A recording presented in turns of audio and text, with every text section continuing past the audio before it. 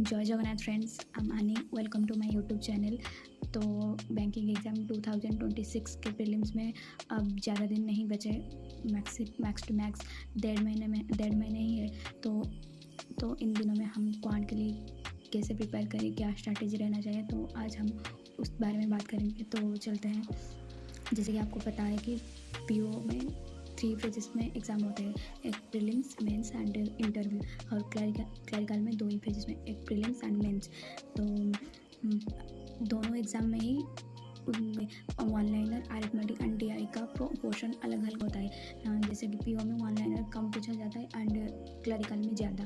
तो मैंने इन डेढ़ महीने को 3 फेजेस में डिवाइड की। तो चलो चलते हैं, देखो कैसे। तो जैसे कि 15 जून से 30 जून तक मैं मेंस को ज़्यादा प्रायोरिटाइज करूँगा, क्योंकि अभी एग्ज़ाम नहीं है। तो मेंस के लिए ज़्यादा टाइम है हमारे पास। एक बार एग्ज़ाम स्टार्ट हो जाए तो मेंस के लिए ज़्यादा टाइम नहीं बचता। आपको पता होगा कि प्रीलिम्स के रिजल्ट आने के बाद बस एक हफ्ता ही बचता है मेंस के लिए। तो उस वक्त तो मेंस के लिए बिल्कुल भी प्रिपरेशन नहीं हो सकता। तो अभी से हमें मेंस और प्रीलिम्स को ज़्यादा मेंस को साथ में लेकर चलना होगा। जैसे कि अभी टाइम है, नोटिफिकेशन नहीं आया है, तो मेंस को थोड़ा ज़्यादा टाइम देकर प्रीलिम्स को थोड़ा कम टाइम देने से चलता है। तो अभी मैं मेंस को थोड़ा ज़्यादा टाइम दूँगी, प्रीलिम्स को थोड़ा कम।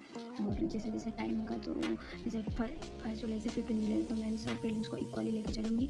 एंड उसके बाद से शायद से नोटिफिकेशन आ गया होगा, तो उसके बाद मेंस तो लगभग कम हो गया होगा।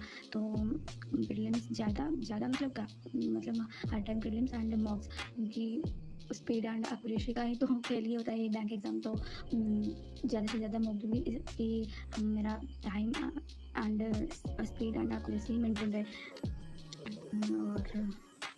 और हमें कितना मॉक देना चाहिए, ये भी सवाल होता है कि हमें कितना मॉक देना चाहिए। अभी के लिए तो 3 से 4 मॉक ठीक होगा एनालिसिस के साथ। हमें क्या होता है कि मैं भी जब पहली बार, मतलब स्टार्टिंग में जब एग्ज़ाम देते थे, बस मॉक दे देती थी और मार्क देखती थी, क्या गलत हुआ क्या ठीक हुआ, बस इतना ही। कुछ भी एनालिसिस नहीं करती, बंद कर देते थे। क्यों? Analysis must.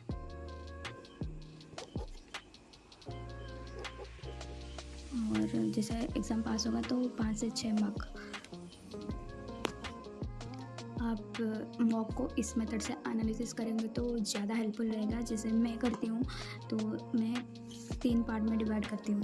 जैसे एक राइट वाला, एक रंग वाला, एक जो मैं अटेम्प्ट नहीं की हूँ, तो उस मेथड में। जैसे फर्स्ट में राइट वाला करती हूँ कि अगर ठीक हुआ तो मैं किस क्वेश्चन में ज़्यादा टाइम ली हूँ और किस में कम। और जो क्वेश्चन में ज़्यादा टाइम लग रहा है तो मैं कौन सी मेथड से करूँ तो उसमें कम टाइम लगेगा। तो राइट वाला क्वेश्चन में इस मेथड से एनालिसिस करती हूँ। और रॉन्ग अगर हुआ तो क्यों रॉन्ग हुआ, क्या कंसेप्ट में कोई मिस्टेक था या कोई सिली मिस्टेक, जैसे कि कैलकुलेशन में भी बहुत मिस्टेक होता है, तो आप वो भी चेक कर सकते हैं। और कोई अटेम्प्ट नहीं, क्या टाइम नहीं हुआ या मुझे वो कंसेप्ट पता नहीं, या जो भी आप इस 3 मेथड से एनालिसिस करेंगे तो बहुत हेल्पफुल होगा। ओके। अगर पीडीएफ सॉल्व कर रहे हो तो टाइमर के साथ करिए। और पीडीएफ के लिए आप हर्षल सर के मंथली पीडीएफ से सॉल्व कर सकते हैं।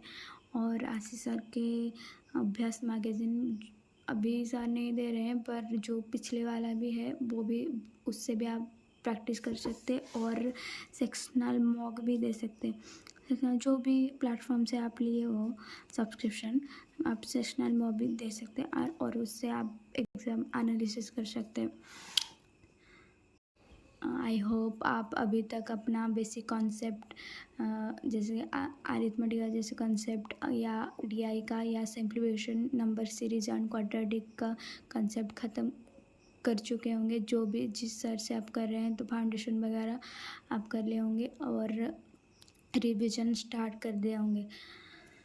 That's all for the quant. अगर आपको ये स्ट्रेटजी वीडियो थोड़ा सा भी हेल्पफुल हो तो आप लाइक करें, सब्सक्राइब करें एंड कमेंट भी कर सकते हैं। अगर आपको कोई और टॉपिक में स्ट्रेटजी वीडियो चाहिए तो बाय बाय।